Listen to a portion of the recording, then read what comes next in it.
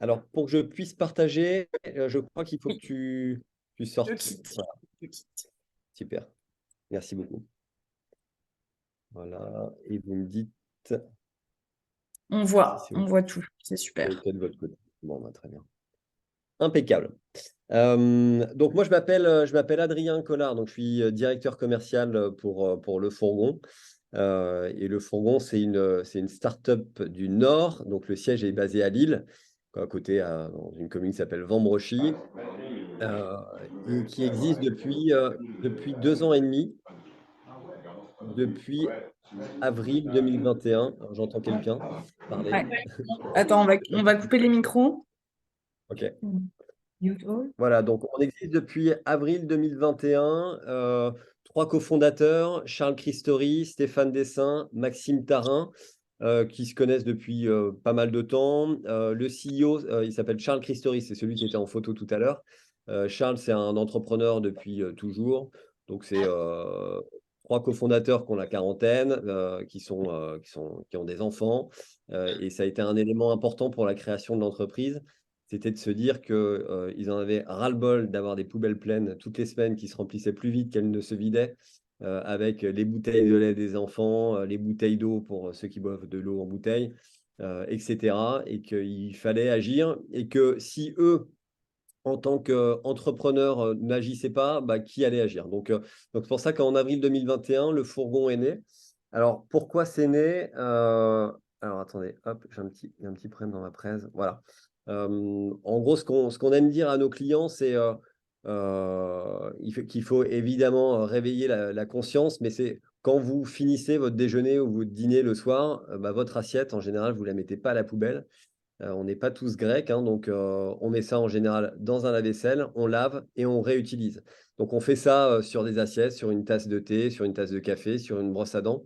Et en fait, étonnamment, sur des bouteilles, que ce soit sur du plastique ou du verre perdu, bah, on jette la bouteille alors que la bouteille, bah, elle est neuve. Elle a été ouverte probablement il y a 30 minutes et elle finit directement en recyclage du verre, en verre perdu. Et le problème, c'est que même le verre perdu, même si le verre est bien recyclé, le verre perdu, bah, c'est extrêmement énergivore dans la mesure où pour refaire du verre avec du verre, il faut chauffer à 1500 degrés pendant 24 heures. Et nous, on considère que c'est pas c'est pas la bonne solution. Euh, En gros, le recyclage, pour nous, c'est une solution, mais ce n'est pas la bonne solution. On pense que le recyclage, c'est bien, mais quand c'est au bout de la chaîne, typiquement, quand on est capable de faire du réemploi avec des bouteilles en verre, une bouteille en verre, le bon modèle, c'est par exemple la bouteille de bière avec les brasseurs qui consignent depuis très longtemps, qui n'ont jamais réellement arrêté. Et une bouteille de bière, quand vous l'avez dans les mains, quand vous la buvez, bah, cette bouteille de bière, elle a peut-être 30, déjà 40 vies. Et dans ces 40 vies, elle a peut-être déjà eu 20 marques différentes. Pourquoi? Parce qu'on est sur une bouteille qui est sur un format standardisé, avec une étiquette hydrosoluble, et qui va pouvoir être lavée et réutilisée, et du coup rachetée à chaque fois par un producteur qui peut être différent, vu qu'on est sur un format de bouteille relativement standard. Le recyclage, c'est bien, mais au bout de la chaîne. Donc la bouteille en verre perdu, elle a 40 vies. La bouteille en verre, elle va avoir 40 vies. Et une fois qu'elle va passer en laveuse et qu'on va identifier que la bouteille, elle n'est plus conforme, là, elle va partir en recyclage et on va refaire du verre avec du verre. Et ça, on considère que c'est la bonne démarche. Le réemploi, ça permet, versus du contenant à usage unique, ça permet d'économiser 79% de CO2 et 33% d'eau par utilisation. Et ça, c'est des sources de l'ADEME et de l'étude Météor, qui est une brasserie, une brasserie alsacienne qui avait réalisé sa propre étude. Euh, alors, nous, aujourd'hui, le fourgon, on a 19 entrepôts en France. Ce mois-ci, on va faire à peu près 1 million de bouteilles retournées qui vont être employées. Ça reste vraiment rien par rapport bah, à la consommation de bouteilles, notamment en plastique, chaque jour en France. Aujourd'hui, c'est 36 millions de bouteilles tous les jours qui sont utilisées et qui finissent dans des poubelles. Et sur la slide d'avant, vous avez pu voir, mais en gros, on sait tous que le recyclage du plastique en France, ça ne fonctionne pas correctement, euh, car une grande partie du plastique va être enfoui ou incinéré. Évidemment qu'il faut agir dans ce sens-là. Et c'est pour ça que le fourgon existe. Alors, le principe du fourgon, c'est de remettre au goût du jour, la tournée du laitier. Ce qu'on aime souvent dire, c'est qu'on n'aurait jamais dû exister parce que la consigne, elle aurait jamais dû être arrêtée. La consigne, en gros, ça a été arrêté, dans la fin des années 80, et pour avoir du plastique qui était plus léger, qui était plus facile à transporter quand vous alliez acheter votre pack de bouteilles, directement en grande distrie. Mais on n'aurait jamais dû exister. Donc, l'idée, c'est vraiment de remettre ça au goût du jour, de faire en sorte que l'obstacle, du poids, donc de la charge, d'aller chercher ses courses, bah, que ce soit qu'on vienne balayer cet obstacle-là en faisant de la livraison à la maison ou directement sur le lieu de travail, et qu'on assure surtout ce qu'on appelle la reverse logistique. Donc, on va permettre. Donc, en gros, nous, on a des plateformes. Donc, on a un site internet et application donc sur Android et iOS. L'idée, c'est que nos clients se créent un compte. Et ensuite, une fois que le compte est créé et qu'ils sont éligibles à la livraison, donc quand ils sont dans les 19 zones de livraison qu'on peut avoir, ils vont venir choisir leur boisson préférée. Donc, on va avoir plein de catégories. Alors, je dis boisson, mais on le verra tout à l'heure, hein, c'est maintenant, ça devient du produit consigné parce qu'on n'est pas que sur la boisson. On commence à élargir les gammes. Mais l'essentiel de notre business aujourd'hui est plutôt sur la boisson. Et on va retrouver donc de l'eau, de la bière, des sodas, du vin, des soupes, quoi, vraiment tout ce qui va être liquide. On va aussi avoir des produits ménagers. Et on va essayer d'avoir le plus d'impact possible, donc d'être en circuit court. Coupez vos micros, s'il vous plaît. On considère que pour aller vraiment au bout de la démarche, il faut essayer de rayonner pas très loin et d'avoir des partenaires laveurs pas très loin, d'avoir des producteurs pas très loin pour faire le moins de kilomètres. Alors, on livre en fourgon électrique. On a des fourgons, donc aujourd'hui, on a à peu près 90 fourgons en France qui tournent avec des autonomies de 350-400 km qui nous permettent d'assurer, un fourgon, ça permet d'assurer 5 créneaux de livraison par jour. Donc, on livre du lundi au samedi et de 9h30 du matin jusqu'à 21h le soir. Donc, le côté sympa pour le client, en termes d'expérience client, ce qui est intéressant, c'est que le client, il choisit son jour de livraison et il va choisir son créneau de livraison. Donc, on est sur des créneaux de 2 heures. Et quelques minutes avant le créneau que vous avez choisi, on va venir s'engager sur un créneau de 25 minutes. Donc, on va essayer de vous délivrer la meilleure expérience en termes de livraison. Et ensuite, on a nos livreurs qui vont venir directement chez vous ou dans un café, restaurant, hôtel, parce qu'on adresse aussi vraiment le B2B. Et on va venir mettre les caisses à l'endroit où vous le souhaitez. Et on va venir récupérer les bouteilles vides. Donc, c'est là où on va assurer la reverse logistique. Donc, on va scanner toute la traçabilité, se fait directement par les caisses. Donc, on va venir scanner la caisse de notre client, on va indiquer le nombre de bouteilles vides qu'on récupère et on va venir lui recréditer la consigne directement sur sa cagnotte Le Fourgon. Donc, le client aura toujours… donc, il avance la consigne au départ et ensuite, il récupérera toujours sa consigne. La consigne, elle suit la bouteille. Donc, dès qu'il nous rend la bouteille, nous, on lui recrédite la consigne. Et ensuite, tout ça, ça permet de vider vos poubelles. Tout simplement, moi, par exemple, j'ai 2 enfants. Ma poubelle jaune, je la sors plus que tous les 15 jours. Avant, toutes les semaines, elle était complètement pleine. Donc, il y a un vrai impact, et ça, nos clients l'ont bien compris. Donc, aujourd'hui, on a à peu près 40 000 clients en France. On a beaucoup d'inscrits, mais 40 000 clients qui sont actifs. Et comme je vous disais tout à l'heure, on va venir faire, là, on va faire 1 million de bouteilles retournées sur le mois. Donc, pour vous donner un ordre d'idée, on existe depuis 2 ans et demi, on est à 9 500 000 bouteilles collectées depuis le début de l'aventure. Donc là, ça va être vraiment très exponentiel. C'est-à-dire que là, on est à plus d'1 million par mois et on a quand même de nombreux nouveaux clients tous les mois. Ça marche beaucoup par bouche à oreille dans la mesure où on a une expérience client qui est assez sympa. Ce qui fait que les gens nous recommandent et on a aussi des codes de parrainage qui font que on parle de nous, quoi. On peut être un sujet de conversation à table. Et voilà. Donc, en termes de gamme, on a le parti pris du fourgon, c'est pas de dire il faut pas consommer de Coca-Cola. Mais c'est de vous proposer du Coca, mais aussi des alternatives au Coca-Cola. Nous, ce qu'on souhaite, c'est vraiment que les gens passent à la consigne. Donc voilà, donc on va retrouver dans notre gamme, des grandes marques nationales, voilà, et ensuite, notre enjeu, ça va être de vraiment proposer une offre locale.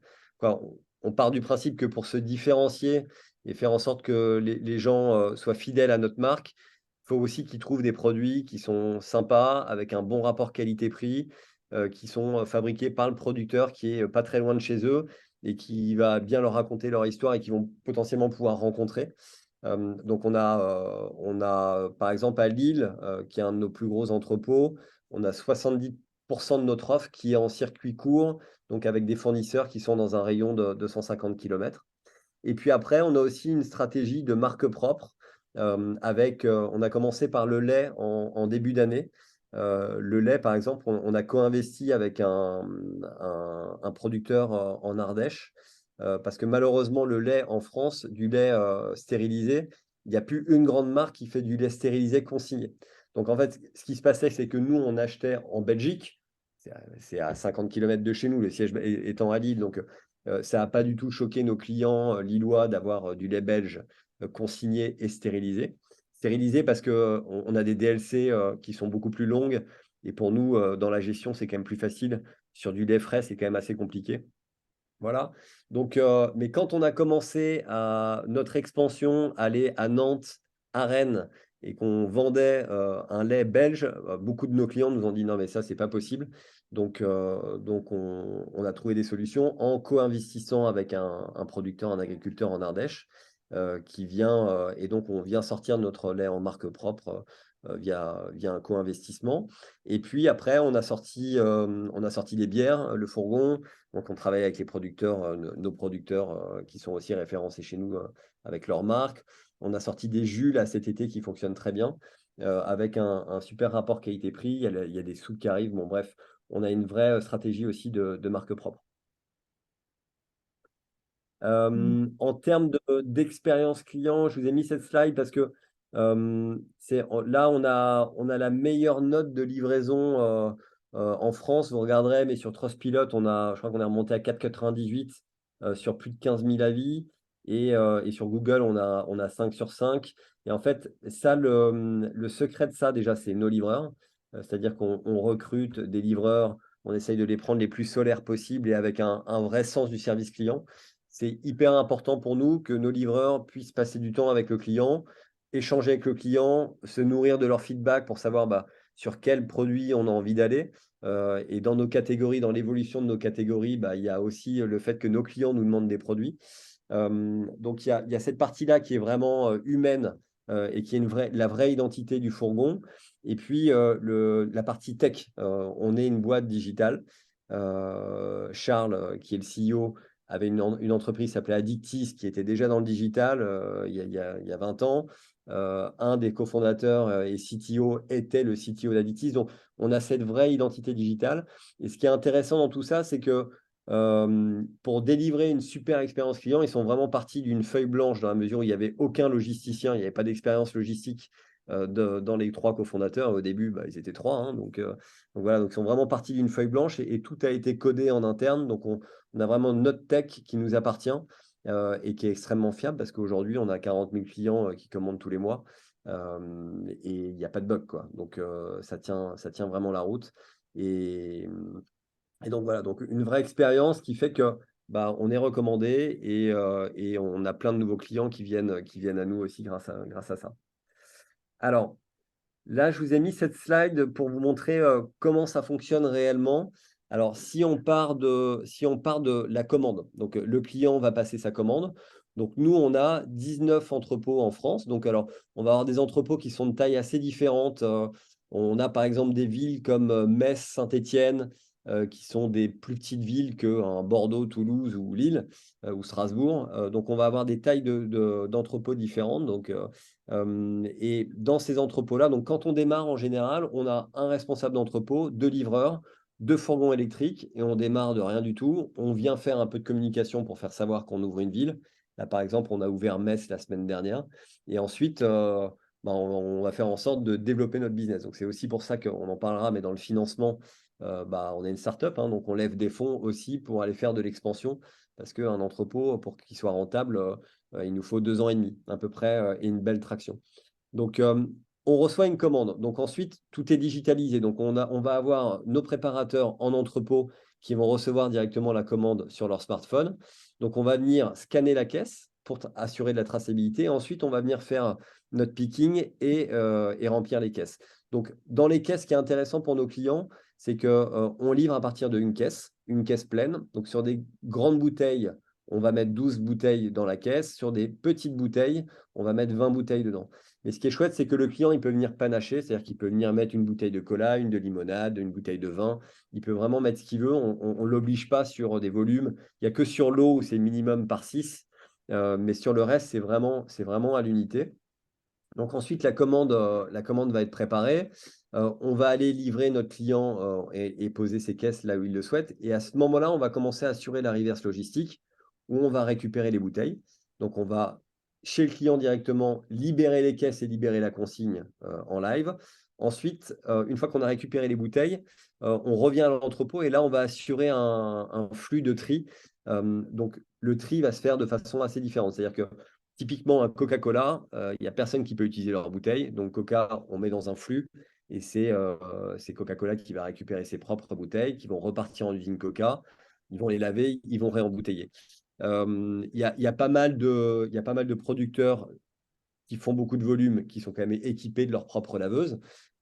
Si je prends par exemple l'offre de l'Est, donc on est à Strasbourg, Nancy, Metz. Par exemple, à Strasbourg, sur les eaux, ils sont tous équipés de leur propre laveuse. Il y a les sources d'Oulzmat avec des colas, des sodas. Pareil, ils ont leur propre laveuse. Météors, ils ont leur propre laveuse. Donc, en Alsace, ils n'ont jamais trop arrêté parce qu'ils ont vraiment cette proximité avec l'Allemagne.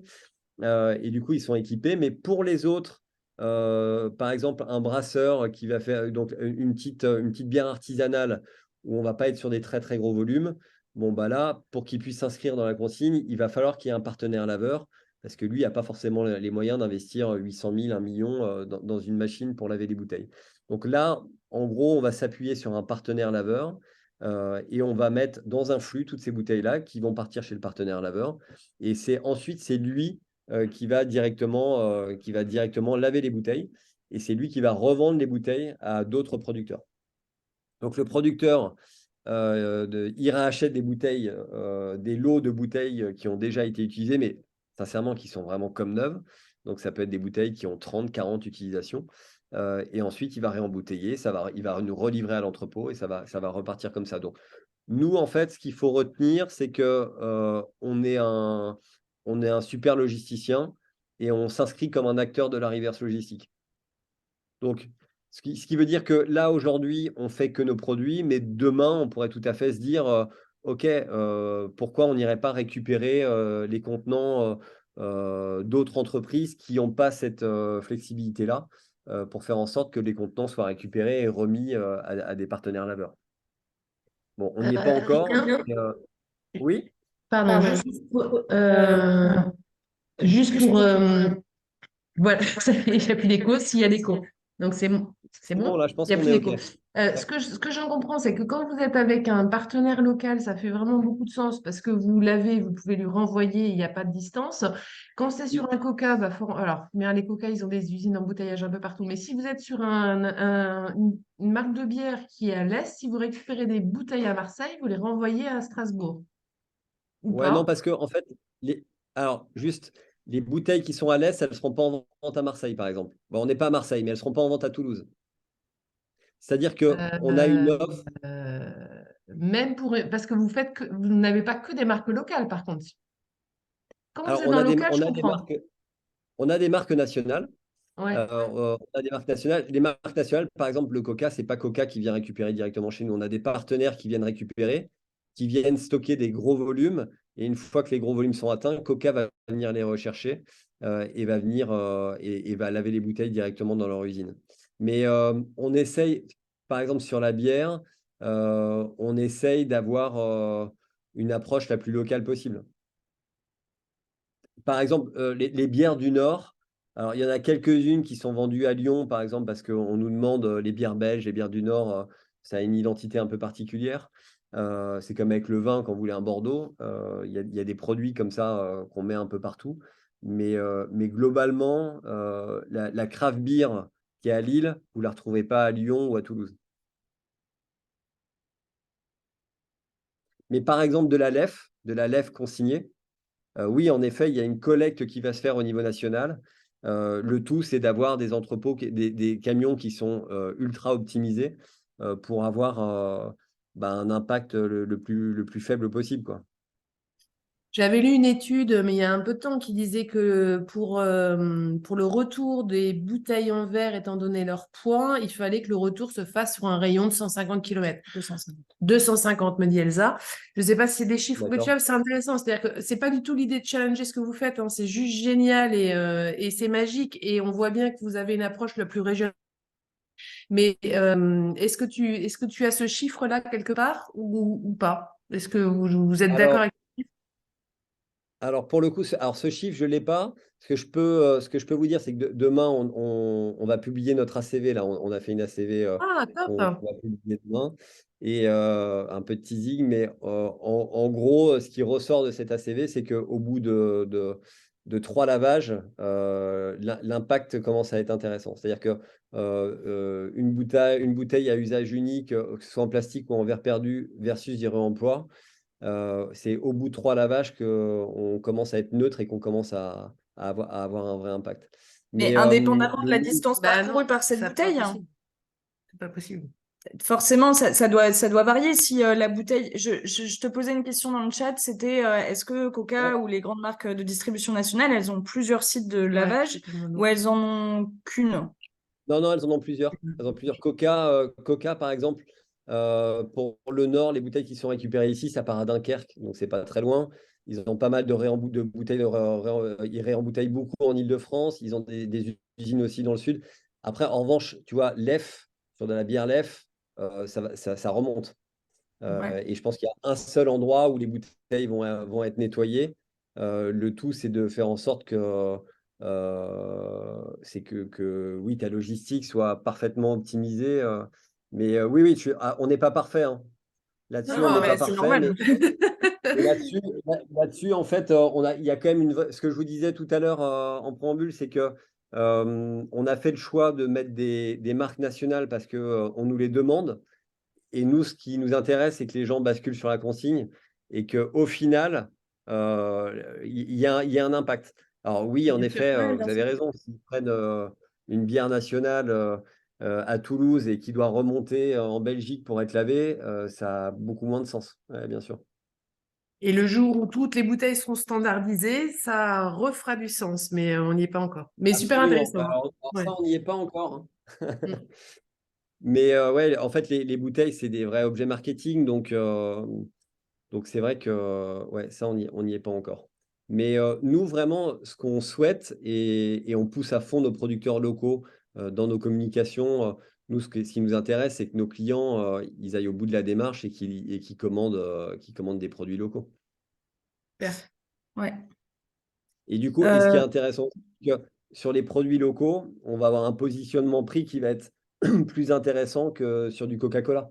Par exemple, si on prend le groupe Coca-Cola, Coca, aujourd'hui, ils vont aller vendre une canette à Carrefour, ça va être vendu, allez, 55 centimes.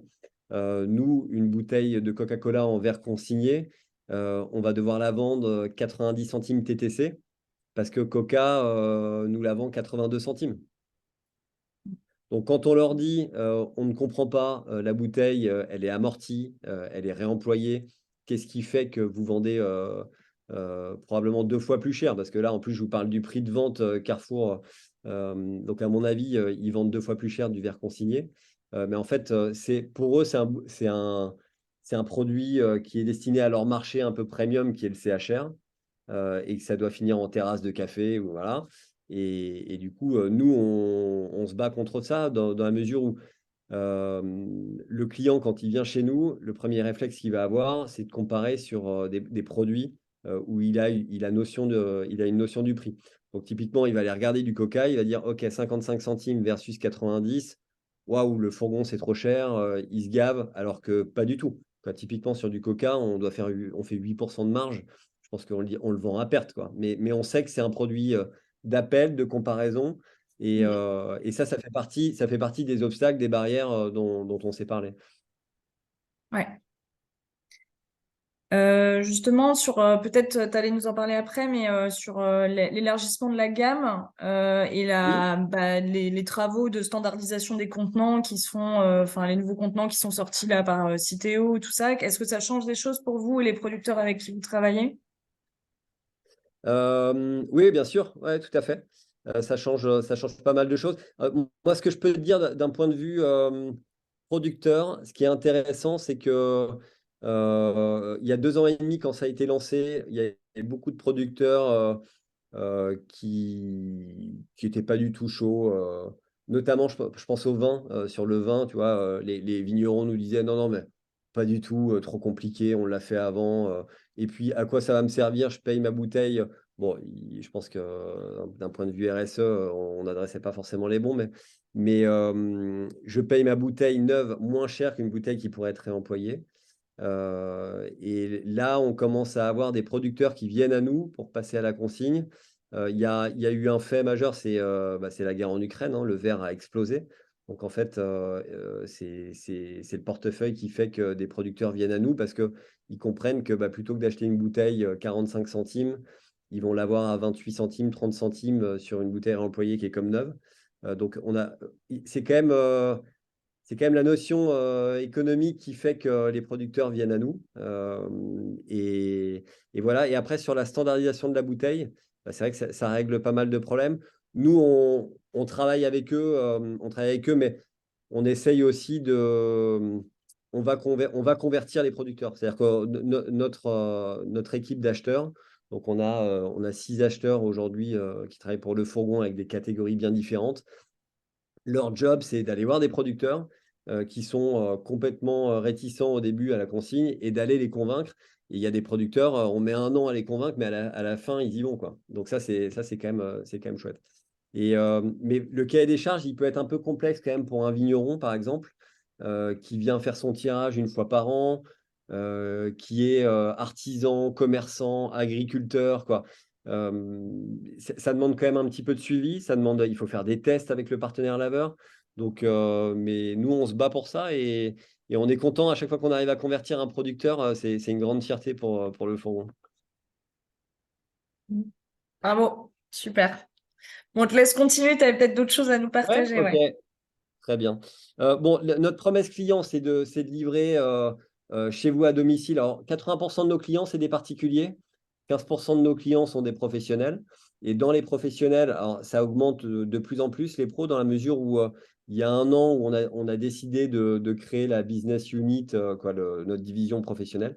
On avait 3% de notre chiffre d'affaires qui était fait sur les professionnels. Et là, on a 15% de notre chiffre d'affaires qui est fait avec eux. Et on va venir intéresser des restaurateurs, des hôteliers, des bars. On intéresse beaucoup les écoles, les municipalités. Ouais. Pour les mairies, c'est juste génial de se dire, OK, je vais pouvoir communiquer sur le fait de ne plus faire un seul événement avec du verre perdu ou avec du plastique. Et on vient leur amener une flexibilité qui fait qu'on leur amène les bouteilles à un endroit, on récupère tout, on laisse rien derrière. Et vraiment, notre promesse, c'est qu'ils ne jettent plus une seule bouteille. Donc, dans la promesse client, c'est le truc hyper important pour nous, c'est ce que je vous disais tout à l'heure, c'est nos livreurs, et pas que les équipes en général, c'est la banane, quoi. Le sourire, il faut que ce soit communicant. On est dans une communication assez joyeuse pour le coup. On a nos fourgons qui sont jaunes, on ne peut pas les rater. Donc, il faut que tout aille avec. Voilà. Et puis après, ce qu'on va apporter, c'est un service un peu aux petits oignons avec des créneaux qui vont très bien aux clients et qui font en sorte qu'on n'attend pas. On a tous eu une livraison où on nous a dit on passe jeudi et puis vous passez votre journée à attendre le truc qui arrive en fin de journée et vous êtes resté bloqué. Bon, là, on essaye vraiment de faire exploser tous ces obstacles-là.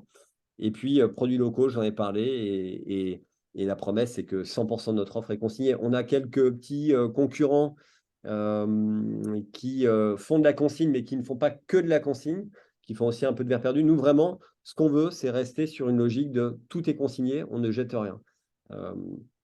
et tout est réemployé. Et sur le prix, ça, c'est on se parlait un peu de freins, d'obstacles. Ça, dans la perception client, c'est un truc, on se bat tous les jours pour ça parce qu'on a des prix justes. On a des prix justes. On est sur des marges de retailer, donc qui ne sont pas quand même les marges les plus élevées. Sauf qu'on a des marges de retailer, mais on va assurer un service impeccable avec des livraisons, toute la reverse logistique. Et donc, on est sur des marges, on est à peu près à 32 marges sur nos produits, sachant que derrière, il faut livrer, payer nos entrepôts, bref, tout ce que vous connaissez. Donc là, un de nos gros enjeux, c'est de mieux communiquer sur nos prix avec des décompositions de prix pour expliquer la partie qui va au producteur, la partie qui est sur les taxes, les salaires, et puis après, ce qu'on va pouvoir dégager comme marge. Et puis, ce que je vous disais, c'est un entrepôt, la rentabilité. On estime que là, par exemple, le premier entrepôt là où je suis, à Lille, notre plus gros entrepôt, l'entrepôt est rentable et il a 2 ans et demi. Donc, on sait qu'un entrepôt devient rentable au bout de 2 ans et demi, à partir du moment où on a une bonne traction et on a de nombreux clients et qu'on vient optimiser nos tournées. Ok, super. Peut-être Adrien, je ne sais pas si tu as encore des grands messages à parler, mais on peut peut-être ouvrir un petit temps de questions Ouais, avant carrément, carrément. Ok, de tenir notre sans problème. Avec créneau. plaisir. Ouais, ça va? Ok, Ouais. super. Eh bien, écoutez, le micro est ouvert pour tous ceux qui veulent poser une question à Adrien et sur plus généralement la consigne. Est-ce que vous avez des questions? N'hésitez pas. On peut aussi se faire le relais des questions. Sophie, si tu veux poser ta question, ou sinon je relais. Donc, dans le modèle économique et dans la stratégie de marque sur le retour terrain, les livreurs sont des employés ou des freelances avec un process de feedback client. Alors, nos livreurs, ils sont tous en CDI. Ok. Ils sont tous salariés en CDI et aujourd'hui, on est 270 dans l'entreprise. Et sur les 270, on a à peu près 50 personnes qui sont en fonction support et 220 livreurs. Ok, oui, donc ça assure le retour client. Mon autre question, c'était qu'est-ce qui drive le fait que vous livrez certaines zones ou pas? Dans le fait que je disais au tout début, je vous connais, mais vous livrez pas chez moi. Et Ouais, vous êtes dans le 95, c'est vous, hein? ouais, c'est ça. Enfin, Ouais, d'accord. Ok. si le tutoiement ça te va, Alors, tu disais la tournée, oui, mais la tournée, bon, ils font pas non plus chez moi. Mais qu'est-ce qui fait dans d'accord. l'économie locale et dans le maillage qu'on fait certaines Ouais. zones ou pas? En fait, nous, on va chercher. Déjà, le point de départ, c'est on va chercher des agglos qui font à minima 150 000, 200 000 habitants. Bon, dans le 95, du coup, il n'y a pas ce problème-là, hein, donc vous les avez. Mais après, ça va être. On a fait. On a un outil qui nous permet de faire un scoring des villes et de savoir où est-ce qu'on a envie d'aller par rapport aussi à la concurrence, où est-ce qu'il y a des acteurs de la livraison à domicile, où est-ce qu'il n'y en a pas. On a par exemple des choix où les gens nous disent: ah bon, vous êtes là-bas? Un Metz-Saint-Étienne, par exemple, ils sont très peu adressés sur de la livraison à domicile. Donc pour nous, ça permet d'aller dans des endroits où il y a très peu de concurrence. Et après, on a fait typiquement Paris, on n'y est pas. Pourquoi? Parce que les livraisons sont extrêmement compliquées. Les entrepôts sont quand même relativement chers et on est sur un métier de centimier. Donc, on est opportuniste sur les ouvertures. On veille, on a une équipe, on a 2 personnes à l'expansion chez nous, tout est très hyper processé et en gros qui sont en recherche permanente d'entrepôts. Et en gros, c'est le bon entrepôt qui va bien au bon endroit, dans la bonne ville, avec un bon loyer. Mais Paris, par exemple, on n'y va pas pour l'instant parce que oui, c'est très compliqué de stationner. Il y a quand même beaucoup d'immeubles qui sont sans ascenseur. Donc, quand il faut aller livrer au 5e sans ascenseur, on se parle quand même de caisses qui font parfois 15-18 kilos. Donc, quand vous avez 5-6 caisses à monter, les tournées, elles peuvent se dégrader assez rapidement. Alors, on pourrait mettre un peu plus cher à Paris, on pourrait faire ce genre de choses. Après, on ne dit pas qu'on n'ira pas à Paris. Mais pour l'instant, en fait, on a plein de villes à adresser. Et il y a la tournée qui est à Paris. Voilà. Et donc voilà, on a un petit algorithme qui vient scorer les villes et c'est comme ça qu'on vient faire les choix. Puis après, c'est en fonction aussi des opportunités. Ok, cool, merci. Ça répond à votre question? Ouais. Ouais, merci. Je me fais le relais de la question de Yves. Est-ce que vous avez déjà considéré des accords avec des grandes surfaces pour, j'imagine que ça soit des points de collecte et des points d'apport Alors, et... Ouais. euh, pour l'instant, non. Pour l'instant, non. On a échangé, il y a des acteurs de la GMS qui sont venus nous voir et qui auraient été intéressés parce que pour le coup, on commence à avoir une image vraiment zéro déchet. On devient un peu vecteur de communication et du coup, il y a quelques entreprises qui pourraient être attirées par le co-branding. Oui, on a été approché par des acteurs de la grande distrie. Le seul truc, c'est que nous, ça vient un peu cannibaliser les ventes. Et du coup, pour l'instant, on ne travaille pas avec eux. En revanche, on travaille avec typiquement les Day by Day. On est dans la grande majorité des Day by Day. Donc, on vient les livrer. Eux vont revendre nos produits directement. Donc, ils ont des prix partenaires. Ils vont revendre directement nos produits en magasin. Les clients vont ramener les bouteilles et on assure la reverse logistique directement dans les magasins Day by Day. Donc, pour l'instant, non, c'est plus des points. Les points de collecte et tout, ça va plus être des magasins de vrac que la grande distribution. Mm. Mais après, la grande distribution, sincèrement, elle n'a pas besoin de nous, hein. Le jour où elle veut y aller, et on le voit, là, il y a des Carrefour, les Auchan, quoi. Non, il y a Cora aussi qui commence à faire de la consigne. On l'a vu, là, en Alsace, ils ont fait tout un linéaire avec des bouteilles consignées. En fait, ils ont un pouvoir de négociation plus important que le nôtre pour aller négocier avec les industriels, se faire livrer. Et puis après, il y a tous les partenaires laveurs qui peuvent aussi assurer la reverse logistique et aller chercher les bouteilles chez un Auchan et les faire laver dans leur tunnel de lavage. Mm. Question sur les cosmétiques. Sur vos produits cosmétiques, vous avez des problèmes de garantie d'hygiène et de fiabilité sur ces points-là, enfin ou pas, enfin, où ça Alors fonctionne? Ouais. la cosmétique, c'est en. Alors, c'est pas Ou lancé hygiène, encore. pardon. Plutôt lessive et tout, si vous ne faites pas la cosméto, pardon. Plutôt Détergent. détergent, etc. Et du coup, pardon, c'est quoi votre question? Excusez-moi. Donc la question c'est est-ce que vous avez des problèmes de conservation, de PAO, d'hygiène et de voilà d'enjeux Alors, qualité et sécurité? ouais, alors j'en ai pas entendu parler, donc moi je suis pas l'expert de cette catégorie, mais je pourrais vous mettre en relation. Mais pour le coup, j'ai pas eu d'écho à ce niveau-là. Le seul truc qu'on a, c'est que souvent c'est dans des bouteilles fraîcheur, donc qui sont les mêmes bouteilles que sur des jus. Et on a eu à un moment donné le fait que on puisse confondre une bouteille avec une autre, et du coup là c'est plus sur l'étiquette, faire en sorte que ce soit un produit qui ressemble à un produit ménager et qui ressemble pas à un jus, parce que vous avez des producteurs qui mettent un beau design sur des belles bouteilles et vous êtes par exemple sur un produit lave-vaisselle et vous avez envie de le boire, quoi. Vous pensez que c'est un jus. Donc Ouais. là-dessus, on est assez vigilant et on challenge un peu nos partenaires. Mais sinon, non, j'ai pas eu d'écho à ce niveau-là. Et alors moi j'ai une petite question. Sandra, tu voulais prendre la parole, pardon? Je t'en prie si tu veux y aller. Eh ben, si tu vas pas, j'y vais. Du coup, sur le financement du retour de la consigne en France, parce que c'est quand même il y a beaucoup de maillons dans ce tissu industriel à reconstituer. Vous disiez que vous avez un financement plutôt privé sur un mode start-up levée de fonds.